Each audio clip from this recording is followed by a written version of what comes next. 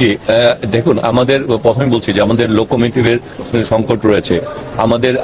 আমাদের যে ইঞ্জিনগুলি লোকোমোটিভগুলি এখানে ব্যবহার করা উচিত, সেই 30 সিরিজের লোকোমোটিভ ব্যবহার করে, সেখানে অনেক ক্ষেত্রে 29 সিরিজের লোকোমোটিভ ব্যবহার করা হচ্ছে। আবার যেখানে আমাদের দেখা যাচ্ছে যে আমার 30 বা 35টা লোকোমোটিভ দরকার, অনেক ক্ষেত্রে দেখা যাচ্ছে যে আমি 14টা বা 15টা ভালো পর্যায়ে রয়েছে, বাকিগুলি অনেকটা রিপেয়ারিং করে বা মেরামত করেই কাজগুলি চালানো হচ্ছে। মানে আমরা আসলে যে কাজগুলি আমাদের সমস্যা রয়েছে, কিন্তু আমাদের কথা হচ্ছে যে আমরা শুধু সমস্যা নিয়ে বসে থাকার রাজি না, আমরা সমস্যার সমাধান করতে চাই। তারপরেও আমাদের যতটুকু এই পর্যায়ে বর্তমান পর্যায়ে রয়েছে, সেই জায়গায় যাতে দায়িত্বের কোনো ঘাটতি না থাকে। আমরা বলবো যে আমাদের এটা নাই ওটা নাই, কিন্তু আমাদের যতটুকু আছে সেই জায়গায় কোনো ঘাটতি আছে কিনা, সেই জায়গায় সেবার কোনো দুর্বলতা আছে কিনা, সেই জন্যই আমরা কিন্তু নিজেরা পরিদর্শনে যাচ্ছি। আমাদের যারা জিএম পর্যায়ে, ডিআরএম পর্যায়ে, আমাদের যারা মানে বিভিন্ন জোনের যারা দায়িত্ব রয়েছেন, তাদেরকেও আমরা বলছি যে আপনারা সবগুলি সুপারভাইজার যারা রয়েছেন, যারা সবাইকে বলছি যে আপনারা মাঠ পর্যায়ে যেতে হবে। মাঠ পর্যায়ে কোনো দায়িত্বের অবহেলা ঘটছে কিনা সেটিকে নিশ্চিত করতে, এবং সেই জন্য আমরা কাজ করে যাচ্ছি।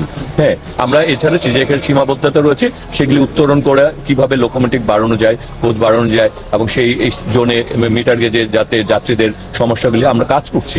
আমাদেরকে আসলে সময় দিতে হবে। আর এগুলি তো ব্যাপার হচ্ছে, ইচ্ছা করলে আমি লোকোমোটিভ ইচ্ছা করলে একদিনে এটা বৃদ্ধি করতে পারবো না।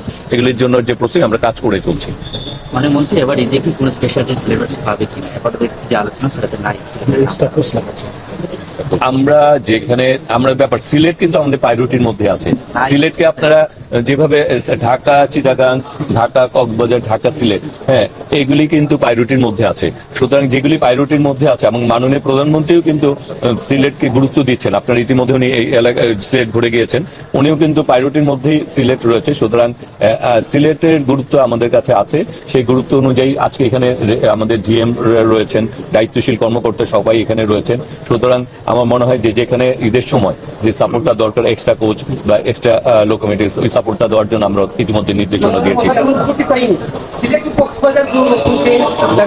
এখন এই মুহূর্তে আমরা চালু করতে পারবো এরকম কথা দিচ্ছি না। আমাদের লোকোমোটিভ আমরা এই বা কোচ যদি আমরা সাপোর্ট পাই এবং আমরা ওইটা চালু করতে পারি, তখন ইনশাল্লাহ আপনারা সেটা পাবেন। এই মুহূর্তে দিচ্ছি না।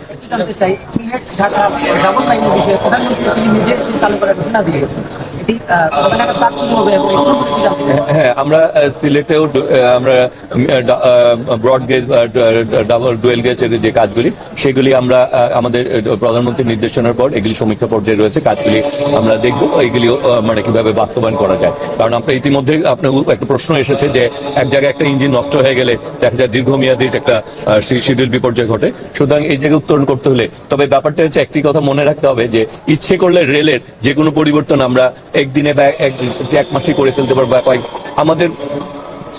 আমাদের যে অন্যান্য যে সাপোর্টগুলি দরকার, সেগুলি প্রাপ্তির উপরেই কিন্তু আমাদের সমস্যার সমাধান, এবং সেখানে লোকোমোটিভ কোচ এবং আমাদের রেল লাইন সেইগুলি সমন্বয় করতে পারলে আমরা এগুলি উত্তরণ করতে পারবো।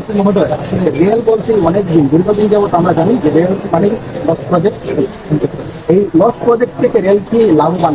পার্শ্ববর্তী দেশ সহ বিশ্বের বিভিন্ন দেশে রেল লাভবান, বাংলাদেশেও কি রেলের এই প্রজেক্ট লাভবানের পথে যাবে কিনা আপনাদের? দেখুন, রেল বিশ্বের অন্যান্য বড় বড় দেশে রেল যে লাভবান করে, তার পণ্য পরিবহন তার একটা বড় ভূমিকা রাখে, এবং যাত্রী সেবার ক্ষেত্রে পৃথিবীর অনেক দেশেই ভর্তুকি দিয়ে থাকে রেলে।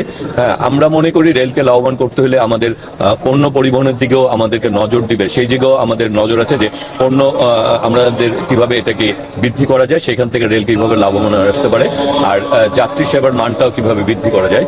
আর রেলের প্রতি মানুষের আগ্রহ রয়েছে, মানুষ রেলে পরিবহন করতে চায়। সেক্ষেত্রে আমাদের বললাম যে আমাদের অন্যান্য সাপোর্টগুলি আসলে আমরা সেটি করি। তবে আমরা এই মুহূর্তে যেটা চাচ্ছি, আমাদের যতটুকু আছে সেই জায়গায় আমরা কোনো রকম দুর্বলতা বা গাফিলতি যাতে না হয়, এই ব্যাপারে আমরা আমাদের কর্মকর্তাদেরকে এবং রেল কর্তৃপক্ষকে নির্দেশ দিচ্ছি যে এগুলির ব্যাপারে কোনো রকম গাফিলতি আমরা মানব না। ঠিক আছে। আচ্ছা, মাননীয় মন্ত্রী, একদম আউট অফ দ্য বক্স একটা প্রশ্ন করতে চাই, একদম ব্যক্তিগত। আগামীকালকে মা দিবসে যদি একটা স্মৃতিচারণ করেন আপনি। দেখুন, মা শব্দটাই হচ্ছে প্রতিটা ব্যক্তির কাছে সবচেয়ে শ্রদ্ধার একটা জায়গা, ভালোবাসার একটা জায়গা। আমরা যখন মানে নিজেদেরকে কোথাও খুব মানে মনে করি যে কোথাও আমার আশ্রয় হচ্ছে না, তখন মনে করি যে মার কাছে ছুটে গেলে সেখানে একটা প্রশান্তির জায়গা আছে। সুতরাং মা দিবসে সকল মাদের প্রতি আমার শ্রদ্ধা এবং ভালোবাসা, আমার নিজের মার প্রতি এবং আপনারা দেখেন সবার মার প্রতি আমার অনেক শ্রদ্ধা। আসলে আমার রাজনীতির পিছনে আমরা 5 ভাই বোন, আমি সবার ছোট। আমার মা অনেক বয়স, প্রায় 82-83 বছর। তারপর আমি মনে করি যে আমার দীর্ঘ এই রাজনৈতিক জীবনে গত 16টি বছর অনেক চড়াই উত্তের মধ্যে ছিলাম। 8 বছর সাজা হয়েছিল, 7 বার কারাগারে গিয়েছি, 86 দিনের রিমান্ডে ছিলাম, 2 বার মৃত্যু। আমার মার অনেক অবদান রয়েছে। মা 2 বসে আজকে এখান থেকে মার প্রতি অনেক শ্রদ্ধা।